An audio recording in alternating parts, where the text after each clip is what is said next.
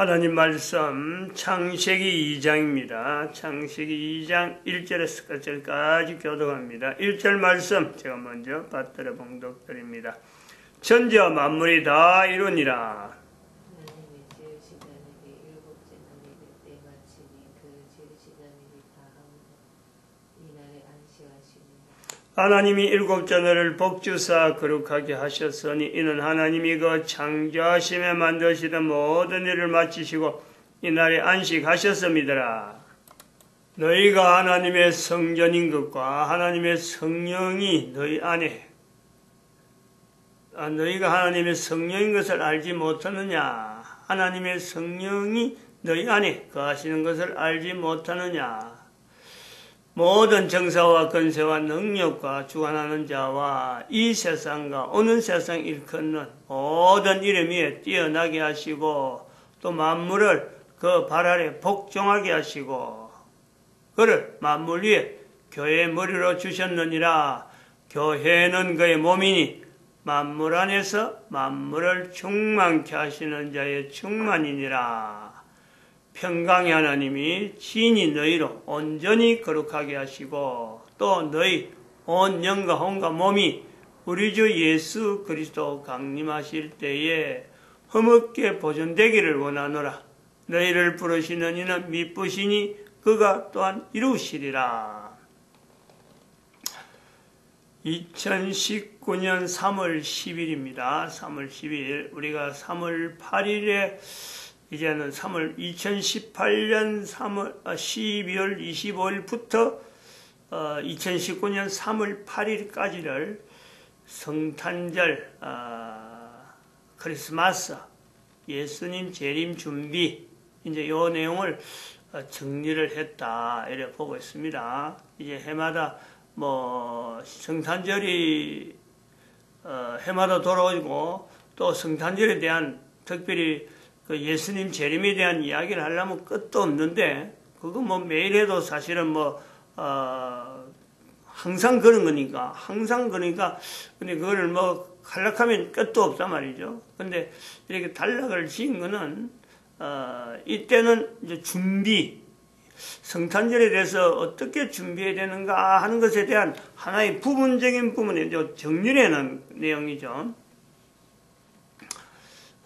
그리고 수요 예배라 하는 이 예배에 우리가 하나의 의미를 두었습니다. 수요 예배는 앞으로 어떻게 하면 되겠다. 또 국가 역사의 정체성은 어떻게 잡으면 되겠다. 무엇을 기준해서 또 수요 예배를 통해서 국가 역사 정체성에 대한 각 나라 또 자국의 전 세계 인류를 두고 지금 겨냥하는 거죠.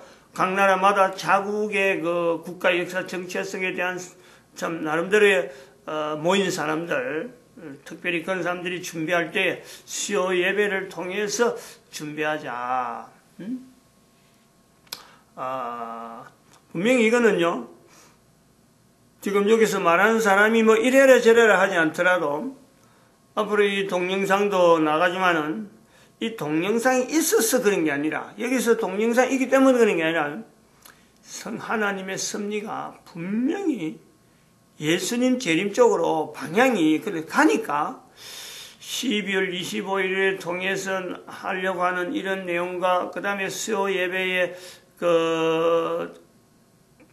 예수님 재림에 대한 이런 준비하는 것은 하나님께서 이미 각 나라 각 곳에서 이미 준비를 다 시켜놓은 거로 그래 보는 거죠. 만날 거란 말이죠. 요 동영상도 만나고 여러 가지 흘러오던 그 흐름이 요 동영상에서 그때부터가 아니라 이미 흘러오던 내용에 이제 하나님이 예수님 재림과 더불어서 예수님 재림 오는데 도대체 어디서 준비할 거냐? 일주일 중에 언제 할 거냐? 하고 예배에 대한 의미를 줄 때 이미 다른 곳에서는 어느 곳에는 누군가는 이걸 준비를 해왔다. 근데 이제 동영상이 되면서 하나의 취합이 되면서 그동안에 우린 여기서 준비해왔는데 이것이 바로 이제 2012년 되어서 온 세계 인류 가운데 하나로 통합하는 가운데 모아지는구나. 분명히 이런 것이 드러날 겁니다. 전 감감히 생각해봤어요. 곰곰이 생각해보니 수요일이란 예배를 전에부터 그렇죠. 전에부터 수요 예배는 도대체 어떤 의미에서 드려지는 건가. 근데 답이 없었어요. 이거는 이래하자 저건. 그래서 저는 한때는 몇 년 전이죠. 몇 년 전에는 전도할 사람들은 반드시 수요일 날에 모여야 되지 않느냐. 이런 것을 전도를 통해서 강조를 했는데, 아마 어젠가 아닌가 생각을 해봤어요. 시험을 8일 보내고 새벽 예배 마치고 수요 예배에 대해서 가만히 생각해서 가만히 보니까 일주일 정해서 일주일이 7일이거든. 7일. 오늘 여기도 말씀한 대로 창세기 2장에서도 7일을 7자녀를 거룩하게 하시니라. 7자녀를 거룩하게 하시니라 표시를 해난 성경에 의해서 우리가 지금 7일 단위로 달리긴 주어졌구나. 7일을 거룩하게 하셨다라는 것에서 오늘날 전 세계 인류는 달력 자체를 하나의 공통적인 요소를 두고 7일을 갖고 구분해놔서 무슨 요일 무슨 요일 하면은 이게 통합이 되잖아요. 만약 통합이 안 됐을 적에 7일은 달력이 없을 적에 수요 예배는 어림도 없죠. 수요 예배 어림도 없다 그러면 12월 25일은 그럼 구분하기 힘든 날이고, 달력이 있으니까 우리가 12월 25일, 그 다음에 수요일 이렇게 한다는 거고, 그 달력은 또 7일로 구성되어 있다. 근데 창세기 2장이 이미 7일을 거룩하시니라 하는 것을 본단 말이죠.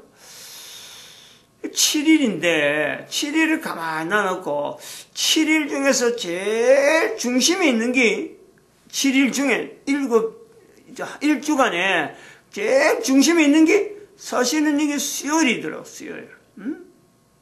주일은 주일부터 시작해서 그래요. 그래서 7일을 가만히 보니까 주일 첫날이잖아요. 주일. 그 다음에 월요일 화요일날 그럼 3일이잖아요. 그럼 수요일은 네 번째라. 그 다음에 또 수요일을 빼고 그 다음에 목, 금, 토 3일. 요리 되니까 또 주일이 되니까 목, 금, 토 3일. 주일이 딱 중심이라. 가만히 이거 의미가 있다 이거죠. 생각할 때 그러네. 이거 의미가 있네. 다시 말하면 우리가 12월 25일 성탄절을 수요일에 우리가 이걸 계속해서 예수님 오심과 이미 오신 것과 앞으로 오실 예수님에 대한 준비, 이 내용이 주간에 표시가 되어 있더라고요. 주간에 이런 게 어떤 건 표시로 보인단 말이죠. 주일이라고 하는 내용이 형성될 때, 시작이 주일이야. 주일부터 시작해서 수요일까지로 3일. 주일을 막 뒤로 가버리면 전혀 안 맞는데, 주일부터 월, 화, 3일. 목, 금, 토, 3일. 3일에 딱 중간에, 4일째니까 딱 중간에 수요일이 있다는 거죠. 예수님 오심에 대해서 내용을 이야기할 때에는 일, 월, 하. 이 3일이 예수님 오심에 대한 어떤 기간을 전체적으로 우리가 나타낼 수 있고, 그 다음에 목, 금, 토. 예수님 오실 것에 대한 이제 우리 인류에게 남아있는 어떤 시간, 역사라면 인류사. 예수님 오시면은 이제 모든 것이 7일 자체가 완전히 없어진다. 그리고 수요일 예배를 통해 수요일 날로 딱 통해서 앞에 3일을 볼 때 주일을 맨 앞에 둔 의미. 이것은 또 어떤 의미일까? 주일. 예수님 오심에 대해서라고 할 때 그 앞에 있는 모든 시대, 주일은 사실은 예수님 오심에 대한 그 앞에 있는 모든 세월을, 모든 역사를 다 포함시키잖아요. 주일. 그 전에 안식일이라는 게 있었는데, 안식일은 유대인들이 나름대로 성경에서 유대인들이 이거는 하나님 앞에 드리는 절기라 해서 7일로 구분되어 있었는데, 예수님 오심으로 인해서 그때부터 주일이 나타나는 거 아니에요? 주의 날. 그 주일이란 말이에요.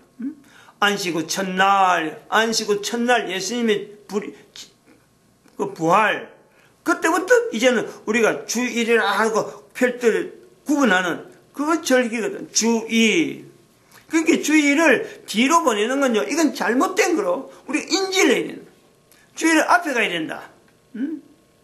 지금 달력에 참 이 교회에서 말하는 이 교회력에 대해서 주일을 앞에 보낸 것에 대해서 싫어하는 그런 나라들이 많아요. 사실은 독일에서도 특별히 발달되어 있어요.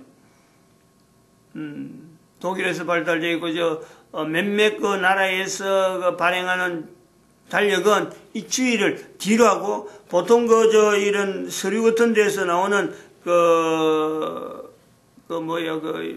무슨 메모 같은 거 쓸 때도 이 주간 단위로 나타나는 문방구에서 나오는 그런 데를 봐도 지금 저도 그거 쓰고 있지만 그 주일이 저 뒤로 가 있어요. 제가 처음 쓸 때는 앞에 있었어요. 앞에. 7일 단위 앞에 있었는데 지금은 거의 어느새 뒤로 가 있더라고.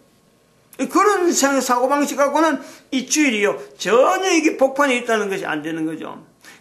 수요일이 복판에 있다라는 걸 할 때는 주일이 앞에 두었다. 앞에 둔 주일은 어떤 의미가 있느냐. 인류 역사 전체에 예수님 오신 것을 전체적으로 대별하는 하나의 대표적인 앞에 있는 모든 역사를 다 거기서 수용하면서 주의 날. 그래서 첫날이야, 첫날. 첫날로 이어야 되는 것이 맞다. 지금 우리나라 쓰고 있는 일반 달력이 일반적으로 나오는 달력은 앞에 있는데 또 어떤 달력, 개인적으로 만든 달력은요, 이 교회에서 주일 하니까 싫어해가지고 저 뒤로 보내버렸어요. 그런 달력도 나옵니다. 우리나라에서는. 국가적으로는 제가 아는 것은 독일에서 나오는 달력이 주로 그렇게 많이 쓰는 달력이 있었다는 건 제가 알고 있어요. 제가 독일에서 생활을 해봤으니까. 외국에서 생활해 본 거는 오랫동안 제일 많이 외국에서 해본 건 아마 독일이로 한 2달 반 정도 있었으니까 이거 느끼고 있어. 그게 1980년 되니까 굉장히 오래됐잖아요. 굉장히 오래. 지금부터는 그래도 굉장히 오래된 어떤 데인데 그때 볼 수 있더라는 거죠. 근데 요즘 대한민국에서도 또 주일을 저 뒤로 토요일 뒤로 보내는, 그리고 주일을 또 토요일하고 합해가지고 요즘 나오는 거래. 뒤로 보내다가 이제는 아예 토요일 자체라고 주일하고 합쳐가지고 날짜를 한 페이지를 칸을 줄여놨더라고. 근데 이런 것을 우리가 생각해 보면 수요일을 중간에 딱 두고 볼 때 이것이 수요일을 두고 오신 예수 그리스도 3일, 오실 예수 그리스도 3일 이 생각을 할 때는 이것이 딱 중앙에 가서 어떤 일주일이라고 하는 일, 월, 화, 수, 목, 금, 토 하는 이 내용이요, 어떤 정리가 되는 요소가 있다. 그리고 또한 주일이 앞에 가야 되는 것은 예수님 오신 것에 앞에 있는 예수님 오심에 대해서 앞에 있던 그 모든 역사, 그거를 주일이라고 하는 것에서 하나에 딱 정리해버리고, 그 다음에 인류 역사가 2012년까지를 우리가 볼 때 남아있는 월하를 2000년, 천년 단위, 그 단위를 보고 2012년 수요일. 그래서 그때부터 오신 예수 그리스도, 그 다음 오실 예수 그리스도라고 보는데, 그러면 목, 금, 토, 그러면요, 하루를 천년을 보는 거지. 목요일 하루, 금요일 하루, 토요일 하루. 그러면 예수님 오심. 그럴 때 앞으로 3000년이라는 내용을 어렴풋이 우리가 이 중심을 우리가 볼 수 있는 거죠. 그걸 하나로 달력을, 일주간을 이래 나누고 볼 때, 그것이 맞는지 안 맞는지는 모릅니다. 지금 여기서 모르는 거예요. 근데 일단 수요일 예배에 대해서 오신 예수 그리스도, 오실 예수 그리스도, 이렇게 딱 정리를 해서 우리가 수요일 예배의 의미를 두자. 이게 강조죠. 강조점이고. 또 한편으로 우리가 또 고려해 볼 것은 이제는 그 성탄절에서 넘어오는 이 과정에서 이제 정리를 했단 말이죠. 아침에 그 찬송도 지금까지는 그 77장을 하다가 이제 찬송을 259장으로 바꾸는 그 결심을 하게 됩니다. 의미를 두는 거죠. 이제는 또 다른 지금까지는 12월 25일을 안 했으면은 모르는데 하고 나서 생각이 자세가 그런 거예요. 이제부터는 찬송 창세기 2장을 하면서 77장을 계속했는데 이제부터는 찬송도 바꿔야 되겠다. 어제 이제 산에서 기도하면서 제가 그런 생각을 했습니다. 나름대로 그런 어떤 감동을 나름대로 받아가지고 실시해야지 하고 했어요. 이제 그것도 했는데 이제 지금 12월 25일에서 지금 넘어오는 또 창세기 2장에서 주제로가 넘어오는 지금 현재 우리가 받아야 될 주제는 뭐냐? 이 국가 역사의 정체성은 조금 더 이야기를 해야 되겠다. 12월 25일을 이제 두고 이제 12월 25일에서 창세기 2장에 있는 주제의 또 다른 주제로 넘어온 내용에서 국가 역사의 정체성에 대한 내용은 좀 더 이야기를 좀 하고 그 다음에 또 다른 주제를 해서 창세기 2장에서 계속 받아야 되겠는데 국가 역사 정체성이 얼마나 중요하냐, 뭐 중요한 거야 뭐 이루 말할 수 있습니까만은 이것을 대부분의 국가 역사의 정체성을 고려를 하지 않는다는 거지. 국가 역사 정체성을 각 나라 국가도 마찬가지지만은 교회에서 국가 역사 정체성을 다뤄야 될 어떤 주제가 아니란 말이죠. 뭐 교회에서 다룬다고 하는 주제는 주로 하나님에 대한 거라든지 인간에 대한 거라든지 성령님에 대한 거라든지 그 다음에 교회론에 대한 거라든지 그 다음에 뭐 참 예수님 오시는 어떤 재림에 대한 거라든지 이런 어떤 주제가 있는데 교회에서 다루는 주제의 국가 역사 정체성을 안 다룬다 이 말이죠. 주제로 안 다룬다. 또 지난번에도 말씀했지만은 사춘기라든지 우리 인체에서 가지고 있는 이 사춘기, 그러면 교회 5가지 어떤 구호하는 이런 내용들, 이런 것을 우리가 창세기 2장에서 주로 해서 지목은 했지만은 지적은 했지만 교회에서 다루질 않는 교회가 다뤄야 될 주제다 이거죠. 그걸 우리가 그걸 나타내기 위해서 국가 역사의 정체성을 하나의 이 창세기 2장에서 주제를 가지고 나온다. 근데 그거는 창세기 2장에 사실 가지고 있는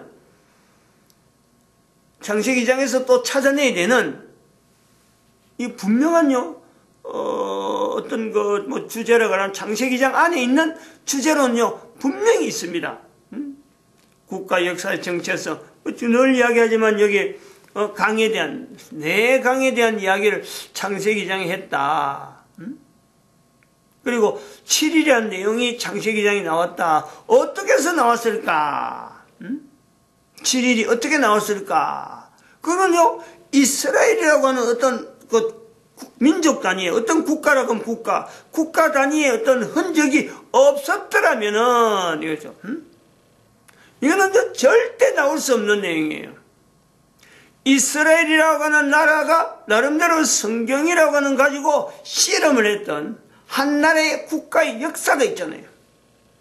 그래 지금 이스라엘이라는 것을 우리가 보면서 저 이스라엘은 이 성경에 있는 모든 내용이 어떤 구약에 있는 내용이 이스라엘 거지 왜 그 대한민국 사람이 이스라엘 역사를 배웠느냐 할 정도로 이스라엘이 있었기 때문에 성경이라는 이 흔적이 남겨진 분명한 하나의 저들에게 보임 우리가 찾는 이스라엘 역사의 국가의 역사의 정체성에도 우리가 갖다 여차네요.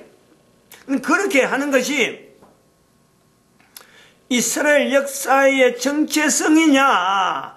이스라엘 사람들이 받아보면서 우리를 말할 때 왜 성경 존재하는 거하고 우리하고 연결하느냐? 그거는요 그 사람들이 아닐 수가 있다. 우리가 고려를 해야 돼요. 비교를 해봐야 돼요.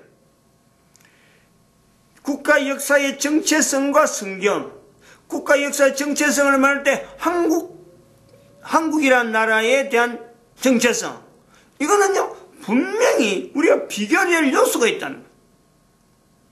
우리나라 사람들이 지금 현재 국가 역사 정체성을 이야기할 때에 우리가 국가 역사 정체성을 할 것이 있느냐 라고 할 것이 있느냐 라고 반문할 사람은요 지금 훨씬 거의 대부분 사람들이 아마 이야기를 할 거예요. 우리나라의 국가 역사 정체성을 우리나라 국가의 무슨 정체성을 이야기한단 말이냐 하고 말할 거예요. 그리고 국가 역사 정체성이 이스라엘이라. 기준이 이스라엘이라 하고 하는 것도, 뚱딴지 어떤 그런 말도 처음 듣고, 무슨 그 국가 역사 정체성의 기준이 있으며, 또 한국 역사를 전 세계 역사에 국가 역사 정체성의 어떤 모델적이다. 이런 내용을 이야기하면요, 생뚱맞죠. 생뚱맞다고 하는 한국 사람이도 그렇다네. 이스라엘 사람들도 자기 나라 사람들에게 성경을 통해서 성경 이스라엘 역사의 어떤 정체성을 말할 적에 성경이 당신들 통해서 나타난 그것이 있으니까 당신들의 국가 역사 정체성은 성경하고 연결되는 게 아니냐, 성경에 있는 어떤 내용이냐 하고 이야기하면요, 우리하고 그거 다르다. 분명히 그 사람들은요, 국가 역사 정체성은 우리가 보는 데는요 전혀 다를 수가 있어요. 우리는 그럴 거다 하고 하지만은 그 사람들은 실제로 다릅니다. 뭐가 다르냐 하고 하면요, 분명히 보여지는 거예요. 확인할 수 있습니다. 그거는 이스라엘 사람들한테 지금도 붙잡고 확인할 수 있는 거예요. 당신들이 국가를 세운 목적이 뭐냐, 처음에 시작이 뭐며, 지금도 가장 가치를 두고 있는 이스라엘 국가의 정책에 대대로 넘어오는 이스라엘 역사의 정체성의 어떤 정책, 지금도 그렇고 옛날에도 그렇고 뭐를 지향한다고 보느냐 하고 할 때는요, 그 사람들은 성전이라 그래요. 성전. 사도 바울이 너희가 하나님의 성전인 것과 하나님의 성령이 너희 안에 있는 것을 알지 못하느냐 하고 있는 그 성전, 그 표현된 성전이죠. 성전. 템플이에요. 템플. 절이란 말이야. 절. 예루살렘 성전의 회복, 이스라엘 역사에 이스라엘 국민들 전체가 자기들이 말할 수 있는 과거, 자기들은 돌아가면 돌아갈수록요, 자기들이 할 수 있는 대로 생각하는 이스라엘의 역사를 다 끄집어내서 개인이 다 끄집어내고 연결하는 것은요, 제일 첫 번째는 성전의 회복입니다. 성전의 회복. 그거 아니라고 말할 사람이 아무도 없어요. 전 세계 인류 가운데 교회의 역사를 아는 사람이라면요, 이스라엘 사람들이 그들이 말할 수 있는 지금의 어떤 정치의 모든 내용을요 하나로 한다면은 성전의 회복이에요. 성전의 회복. 또한 성전의 회복이라는 것은 다른 말로 하면 성전의 회복과 더불어서 자기들이 이스라엘 역사 사람들이 지금까지 조상들이 넘겨준 가나안 땅, 그곳에 자체에서 성전 중심으로 이제 다른 건 돌아보지 않고 전쟁이고 뭐고 다른 거 다 없이, 전쟁을 하기 위해서 한 게 아니라 그거 다 없이 버리고 오직 성전 중심에서 가나안 땅이라는 이곳에서 자기들이 생활하는 거, 그거 그렇지 않다고 말할 사람이 없어요. 적어도 이스라엘 역사는, 이스라엘 국가의 역사의 정체성을 우리가 객관적으로 다른 사람들이 왜 이스라엘 역사를 기준해야 되느냐라고 할 때는요, 요 두 가지 부분에 대한 거는요, 모든 나라가 현재적으로 다 공감할 수 있는 요소가 있다. 다 그러고 공감할 수 있답니다. 그러니까 이스라엘 역사가 전 인류 가운데 국가 역사 정체성의 기준이다 이라는 거예요. 이스라엘은 이렇게 누구든지 국가 역사 정체성을 다른 사람들이 이야기할 때나 또 그 사람들이 또 수용할 때라도 이게 같아. 내용이 같을 수가 있다. 구체적으로 들어가면 좀 다른 내용이 있을 수 있지만 적어도 큰 모델을, 큰 어떤 주제를 두고 이야기할 때는 이거는 서로 통하는 거죠. 근데 대한민국의 국가 역사 정체성은 다르단 말이야. 나라마다 국가 역사 정책이 똑같을 이유는 없는 거예요. 그래서 하나님께서 각 나라 이래 단위를 두고 모든 정사와 권세와 능력과 주관하는 자와 하는 사도 바울의 표현을 보는 거예요. 모든 정사 다 다른 거예요. 나라마다 다 달라요. 근데 가장 높은 이름 위에, 그들의 이름 위에 오는 세상과 이 세상과 오는 세상에 오는 모든 이름 위에 가장 뛰어난 이름 예수 그리스도. 그걸 우리가 보는 거죠. 각 나라 단위를 무시하는 게 아니라 이스라엘을 하나로 만들라는 게 아니에요.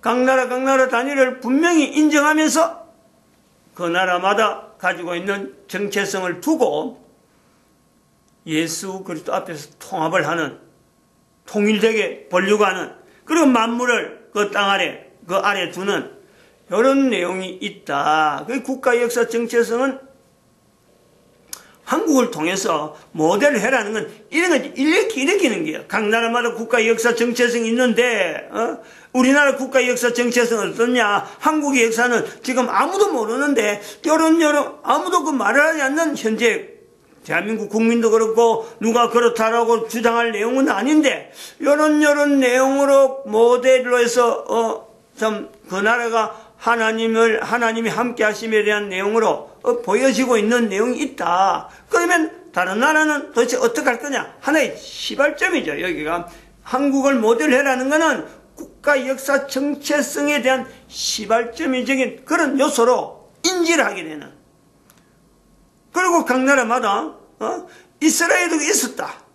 이스라엘이 있었는데 그것을 어떻게 하느냐? 성경을 보니까 이스라엘 역사가 왜 성전 중심하고 왜 가나안 땅을 하는지 우리가 살펴본다는 게, 성경은 그때 비로소 나오는 거예요. 이스라엘의 저 역사 정체성을 성경에 비춰서 이스라엘 사람들이 뭐 7인을 만들었다. 이스라엘 사람들이 아니야말로 참 가나안 땅이라는 곳에 자기들이 뭐 처음부터 뭐 점령했다. 이런 내용이 아니죠.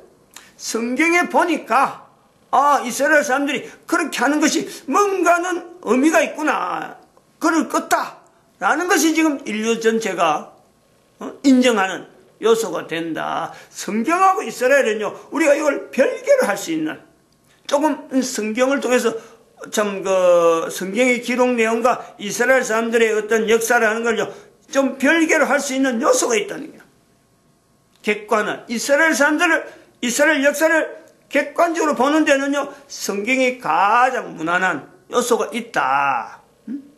국가 역사의 정체성에 모든 나라의 역사에 성경을 갖다 댈 수는 없는 분명한 요소가 있는데, 이스라엘조차 성경을 통해서 이스라엘이지, 이스라엘이 있음으로 성경이 주어졌다, 이런 건 아니란 말이야.